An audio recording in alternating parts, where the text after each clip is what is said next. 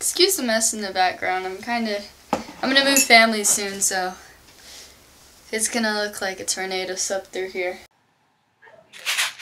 Hey, what's up you guys? It's Christina here, and this video is going to be about culture shock because I said a couple videos ago that I would do one about culture shock, and I kind of thought about it the other day. I should probably make another video soon, so here it is. I'm gonna mostly talk about some of the stories that some of the biggest things that I have had like culture shock over.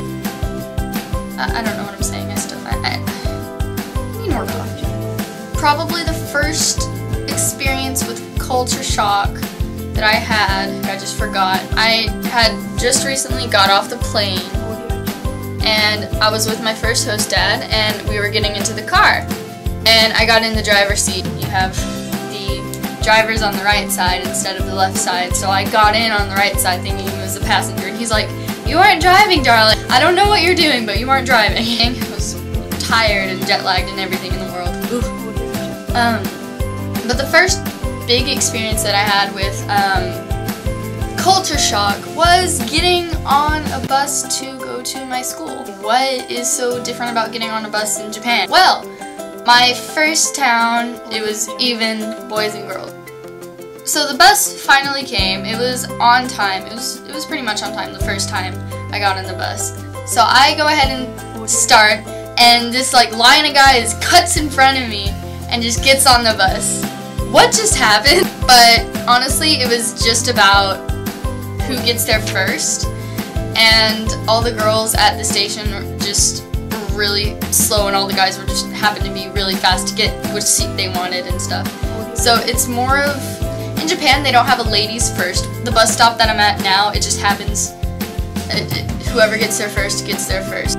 It's kind of like a guys versus girl thing at the bus stop. It's actually really fun. It can be turned into a game sometimes. Another culture shock thing that I experienced during, well, that is school related, is whenever you get a new seat.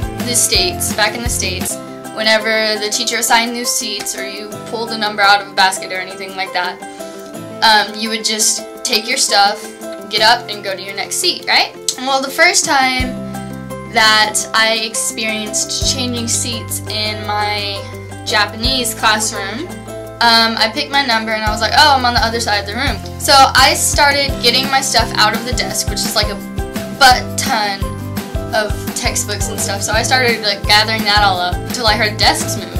I look up and everyone just grabs their desk. They grab their desk and they grab their chair and they like walk with their desk, or they wait for someone. It's you keep everything in your desk, and instead of moving a couple of books, you move your entire desk with the books inside. You just pick it up and then you go back and get your chair, and you have to move as quickly as possible because someone else is going to be in your spot in about 2.5 seconds. I was like, what is going on? So I was slow. Okay, so I should probably put my textbooks back into the desk, pick up the desk with my bag that's hanging off the side, and get my chair too and go all the way across to the other side of the room. I was like, how do I do that? I still don't really fully understand that. It's my desk, so I'm gonna move it. It takes a lot more time than it would just grabbing the books out of it. Also changing, if you saw my other video, I'll leave a link down below. I told you guys about guys and girls changing in the same room right before PE class. Festivals here in Japan are a big thing. You could wear yukata or kimono, whichever one you have, or you could just wear something, you know, that fits the occasion really. My first festival was Natsu Matsuri. At that festival, I almost got crushed by a dragon running to keep up with some of my friends. I remember that. It was a big dragon too. Like the head was full plastic and it had this like float thing going on. There were people behind it doing the making sure the body moved and stuff like it. It was amazing. There are no words to express that fully, other than I almost got crushed by it.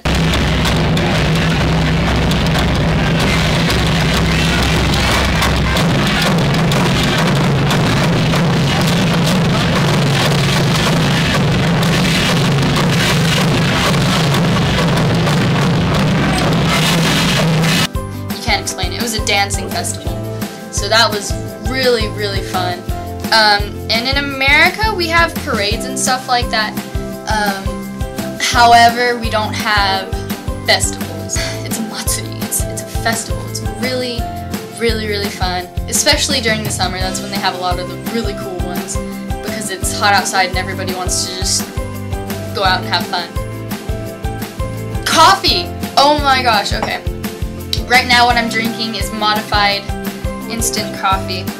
By modified, I mean I modified it. I put the instant coffee in and then I mixed a bunch of other stuff in to make it taste a little bit. But I do like coffee. I don't, however, really like Starbucks. I do like some of their drinks. I haven't been there that much, really. When I do go, it's not my free will. When I make coffee, I make my own coffee. I came to Japan and they asked me if I wanted coffee, and I was like, yeah, I want some coffee, I'm jet lagged. I would love coffee. They gave me coffee and it was sour coffee. And you might be thinking, was it like, do you mean sour like as in bad, but had it been past its date? No. They have sour coffee here and it is not my favorite. I can understand why they prefer tea here. Japanese tea, like the tea that they have here, is absolutely amazing. So since coming to Japan, I prefer tea over coffee now, just because of Japan's coffee. They don't drink it as much as Americans do. Just letting you know, if you come to Japan and if you love coffee, you should try the sour coffee at least once. I don't know if you'll like it or not. It wasn't my favorite. Another thing about food related, or food and drink related, is steak. Their beef here. The Japanese ideal beef has a lot, and when I say a lot, I mean a lot of fat on it. Their fish here is so good. Like their sashimi, their sushi. If you're coming to Japan and you don't like sashimi or sushi, I can understand that because it's a little on the raw side. But I absolutely love sushi and sashimi. Before coming to Japan, I had no idea about any sushi or sashimi or anything. So I would go to a sashimi, or not sashimi, to a sushi place, a sushi bar somewhere, and it was usually not my favorite. I was like, how am I supposed to live in Japan if I don't like sushi? And then I came to Japan and I fell in love with the fish that they have here. It's just amazing. Oh, another thing, you need to know all of the names of the fish in Japanese because they will be saying that a lot, and I find myself asking, what is that? And they're like, it's a fish, and I'm like, oh, that's why I don't know. I'm going to talk about being sick in Japan because it is insanely different compared to how I used to get sick and how it was treated back in the States. In the States, whenever you have a headache, oh, ibuprofen. Oh, I don't feel too good, my stomach. Oh, ibuprofen. Oh, you take this, you know, we already have the ibuprofen. That's the answer to everything. It kind of is. But here in Japan, hara isha? Atama ita isha? Ude ita isha?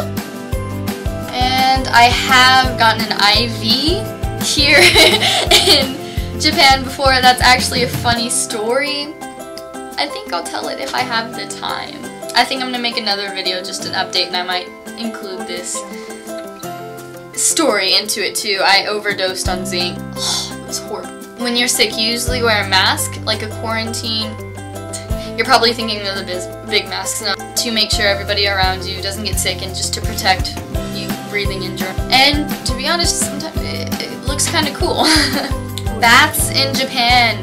Typically, the Japanese take a shower and bath every day, and they shower themselves and they get themselves clean, and then they jump in the bath, relax for a second or two, make sure they get warm and stuff, and then they get out, they shower again, and then that's when they get out of the shower and the bath. Like, I knew that prior to coming to Japan, and I knew that people shared the bath water. However, I did not know that they keep that water for about a week and a half or so. I usually jump in when they like renew it and stuff. When they put in new water and stuff, I jump in and I'm just like, oh, this feels really great. So I don't usually take baths in Japan. Like, I would suggest you get in the bath at least once. You need to go to an onsen. It's a hot spring. You don't wear a bathing suit.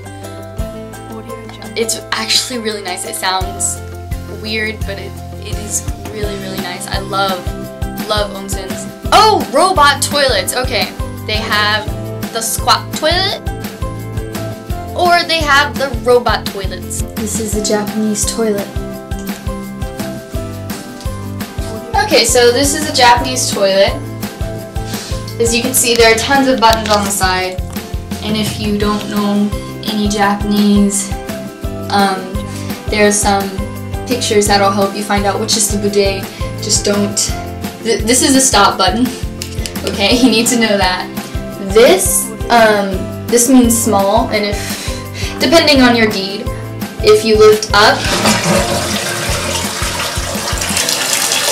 the sink starts running for a while. And even the handle, it has more than one way to flush, depending on what deed you did. Another thing that kind of shocked me when coming to Japan is how absolutely tiny their automobiles are. Like, their cars are so small. They're so tiny. I mean, I don't know if that's just my view because I come from Texas and everybody and their dog owns a truck in Texas, like a Ford F-150, Ram, Dodge, and coming here to see that one of the larger cars is a Prius. Oh gosh. Anyway, so when you try to like sit up, take this into account, I'm 5'3". 3/4 of my height is basically my legs. I have a tiny torso. But when I'm in my mom's car, if I sit up all the way, my host mom's car, if I sit up all the way and go forward, I will hit my head off. If you're like 6 foot, like 8 in Japan, you're gonna be doing this for a while. One culture shock for me, at least, it's probably not going to be for all of you, but getting up in the morning, looking outside, and being absolutely blown away by the beautiful sunrise and the beautiful like mountain range right out my window. Like, it looks so absolutely amazing. I came from a town in Texas literally called Plainview. So we didn't have mountains, we didn't even have rolling hills, we have a plain view. So the sunrises and sunsets were beautiful, but there were no mountains in the distance. Japan has got it going on. Stacy's mom can't even. So that was all for this video. If you like it, there's a like button. If you have any questions, comments, or any ideas for my next video, please feel welcome to write them down below. Oh, and also, this video is about culture shock, and there's an entire chapter over culture shock in this really good book. If you want to learn more about exchange student things, I would suggest you get the Exchange Student Survival Kit. The second edition is what I have, by Bettina Hansel. I'm sorry if I butchered your name. I doubt you were watching it anyway. Anyway, it will definitely help you prepare for your exchange abroad, so please, if you have the time, even if you don't have the time, make time to read this book. It's really nice. It's really well organized, which is something that I like. Thank you again for watching. If you're watching my videos, thank you. Okay.